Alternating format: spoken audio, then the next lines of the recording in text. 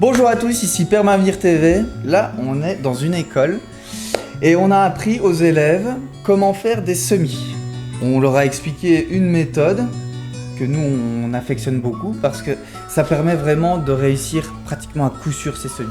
Alors la technique, elle est assez simple, c'est on prend des pots, on les met jusqu'à ras-bord, très important, pour éviter qu'il y ait un problème de lumière, car s'il y a 1 centimètre en moins, et ben alors la plante va commencer à filer ou tiger, ce qui n'est pas très bon. Alors que si c'est à ras-bord, les lumières du soleil viennent directement sur le début de la plante, quand elle sort de la graine. Alors on arrose abondamment. Doucement mais sûrement, il faut créer une réserve d'eau. Et donc la terre, elle absorbe l'eau plusieurs fois son volume. Donc alors on vérifie de temps en temps, on arrose, on soulève le pot, on regarde si ça perce, il en faut encore. Parce qu'il y a des trous, vous voyez, en dessous. Toujours mettre de l'eau à température ambiante. Alors après, on met les graines. Là, ce sont les graines qu'on a récoltées. Vous voyez, une seule petite graine comme ceci, ça donne un plant qui va dépasser plus de 2 mètres d'eau. Parfois, il y a des graines qui ne prennent pas. On en met plusieurs par pot.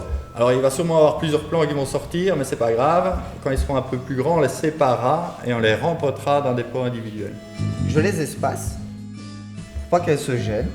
On a sélectionné quelques assortiments qui vont ensemble dans la culture, qui s'entraident entre eux, pour le thème de la permaculture évidemment. Et des graines qu'on sème maintenant parce que c'est le moment. Par exemple, on a expliqué aux enfants que le poireau et la carotte, c'est des super potes, ils s'entraident. La carotte va éloigner 2 insectes ravageurs du poireau, et le poireau, lui, va éloigner 2 insectes ravageurs de la carotte. Donc quand on les met l'un à côté de l'autre, ils s'associent, on n'a pas besoin de pesticides et tout le monde est content.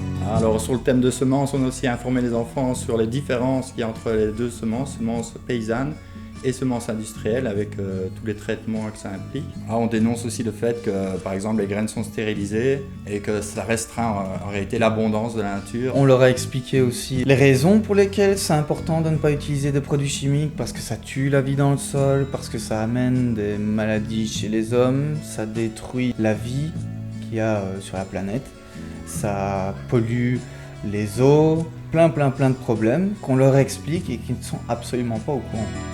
Donc vraiment le travail qu'on fait là de sensibilisation, on se rend bien compte que c'est extrêmement important.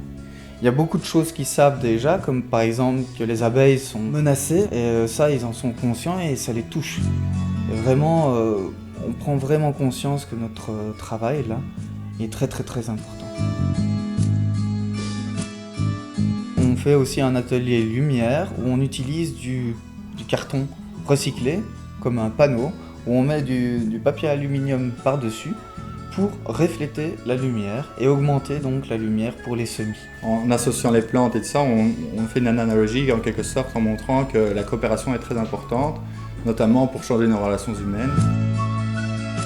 En tout cas, j'espère vraiment que cette vidéo-là vous aura plu, autant que ça a plu aux élèves. N'hésitez surtout pas à vous abonner à notre chaîne YouTube, à mettre des petits pouces bleus dans les vidéos parce que ça nous aide vraiment.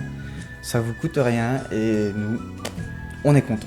À la prochaine pour le prochain cours qui sera sur la biodiversité. Et oui, voilà. Ciao. Ciao.